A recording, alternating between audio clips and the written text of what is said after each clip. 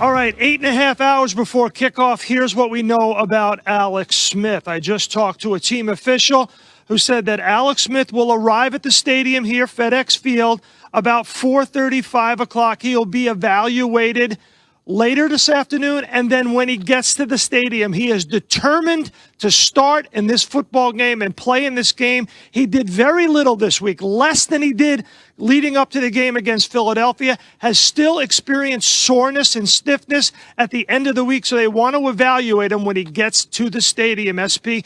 And one last note, I just got a text from Bucs head coach Bruce Arians, who said that wide receiver Mike Evans is good to go tonight.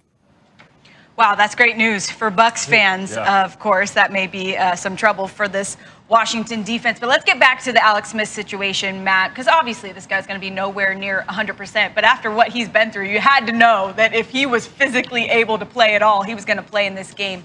What do you think you'll see from him out there today? Well, he's got the determination of a warrior. We've already seen that. So if he can be out there, he will be. But there's a reason that the Washington football team is 5-1 with him as the starter and 2-8 with everyone else, because he does things that you may not notice, but he does things right. He plays winning football. Specifically, I think in the red zone this year, a good example of it is, you guys know this, when you're completing the ball at the front of the goal line, that tight end receiver expects it belly button or lower. So the ball doesn't get up on him too quick. That's winning football. Belly button or lower at the front of the goal line. When it's at the back of the end zone, it's face mask or higher. Logan Thomas has 3 touchdowns this year. We got this report with Alex Smith, but I believe because he knows where to expect the ball. That's us or nobody, face mask or higher. So these little things that Alex Smith does that don't necessarily show up in the stat sheet, but it's winning football. It's one of the reasons he's had such a long career, such a successful career. But today, it's got to be that plus cut it loose. And that's what we haven't seen much out of Alex Smith in this Washington team so far. You know, I think the closer, I don't know about cutting it loose, and I don't know if he's possible of doing that because, I mean, if he is hampered back there, he'll want to be who he has been in getting rid of the football very quickly. McKissick, Gibson, if he goes, those type of running backs out of the backfield. But when you do that, guys, you put pressure on the other team. What I mean is this, okay, three downs, you punt the ball. You play good defense, you make a play. You're playing sort of the field position game. And do you think the Tampa Bay Buccaneers can feel some type of pressure if the game's close going into the second half? Absolutely. That's what I think Alex Smith is possibly capable of, just doing what he does, and it'll keep it close because the defense is that good, I feel. You know, one thing that Alex Smith, being a teammate of his, does very well is being able to protect the ball, not turning the ball over. Matt, you made a great point of him being able to let it go. Guess who's on the other side over there? We're talking about the greatest quarterback of all time coming into your house. So I think there is a sense of urgency. You know, Sam, you're talking about as much as he's been through. Yes, we expect to see a guy like Alex Smith, but I expect to see an Alex Smith back there in the pocket being able to deliver the ball to his pass catchers. You talk about the guys coming off the injury with McLaurin and Gibson. Today, collectively, as a whole unit, offensively, those guys, quarterback is going to have to let the ball go, but the playmakers for the Washington football team is going to have to come up and play big because they know what they have on the other side. Yeah, I mean, you guys are so right. Alex Smith and that warrior that he brings on the field. Unfortunately, this is not the same Alex Smith that you played with and we saw in Kansas City because he can't move. But to your point, Matt, I totally agree with you. He's going to have to shoot it down the field deep. And why do I say that? How many shots? Are they game plan shots? But this is why I say that. 1 a quarter. Tampa Bay is the #1 defense in the league at stopping a run. And if they have some vulnerabilities on the deep ball, we've seen it all season. So to me, I think he has to throw it down the field. This team, guys, it's not a great game plan. I get it, but they're going to have to steal some points. This team has struggled all year offensively. The only shot they got is they hit a couple of big ones. That's why I say they're not going to be able to move the ball with any consistency, in my opinion, against this Tampa defense. And even taking Alex Smith out of this. Look, this is a Washington football team that didn't have a great year against, going up against Tampa. I remember when we were 7-9 in Seattle, Pete Carroll's first year, we were playing the mighty New Orleans Saints. The offensive coordinator came in and was like, hey, screw it. Like, what do we have to lose? Let's just cut it loose. On all the routes where you guys were going short, we're going deep. On all the routes that we weren't going to do this, we're going to do something different. Washington is playing with house money right now. They might play with 2 quarterbacks today. They might run flea flickers. What do they have to lose? They have nothing to lose. This team, of all teams, should cut it loose today. I don't care what you got to do. Throw the ball to an offensive lineman today. It doesn't matter.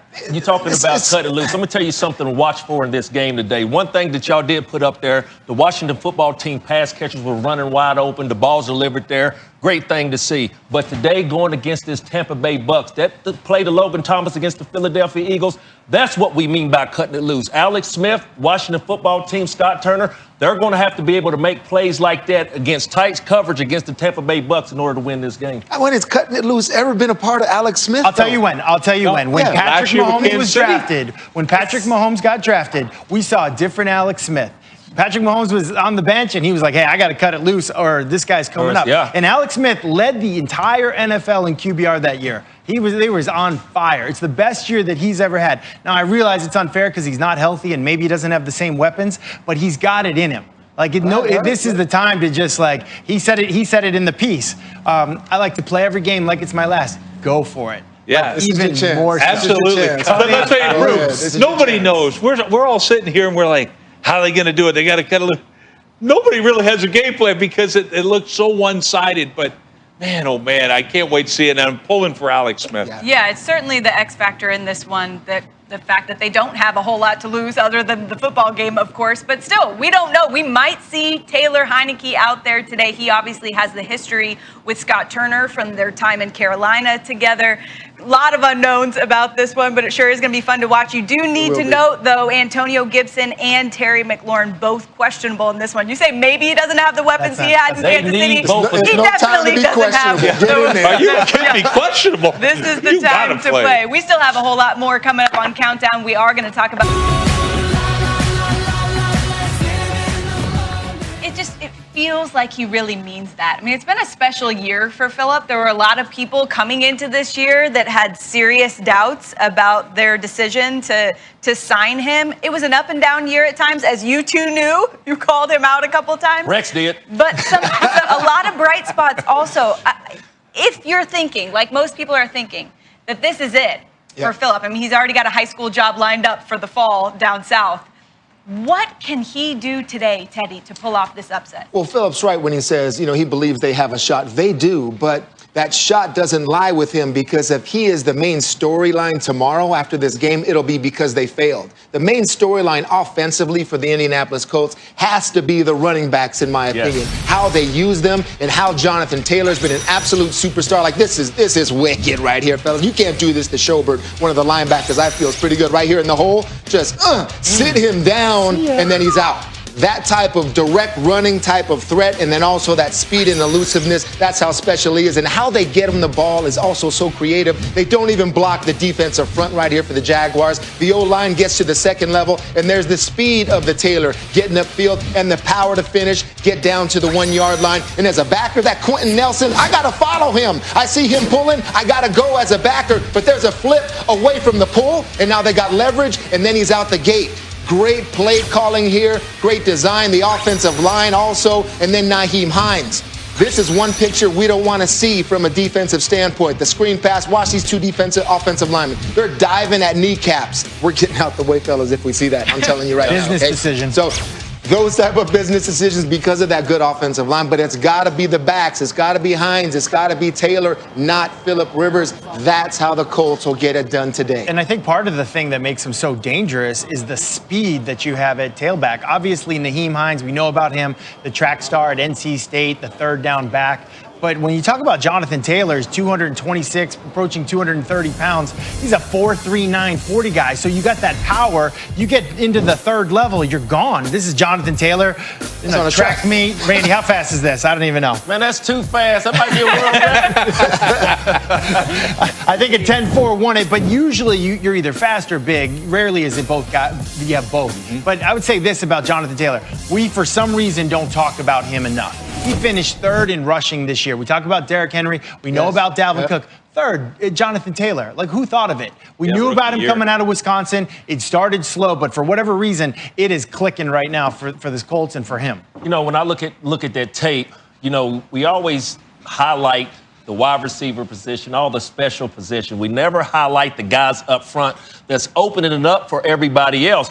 You know, you talk about the offensive line play for the Indianapolis Colts that's been under the radar all season, led by Quentin Nelson.